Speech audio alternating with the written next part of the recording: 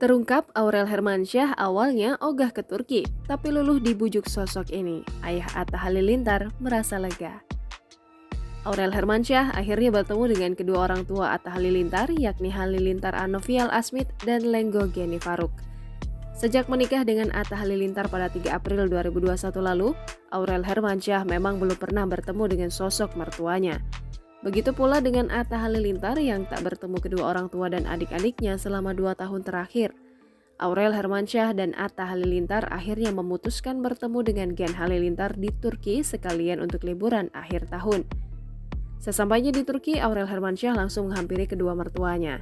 Begitu pula dengan Atta Halilintar yang langsung memeluk ayah dan sang ibu. Momen pertemuan yang mengharukan itu terekam dalam tayangan YouTube Gen Halilintar pada Selasa 21 Desember 2021. Pertama kali bisa menyentuh fisik dengan sang ayah mertua, Aurel Hermansyah awalnya tampak ragu-ragu.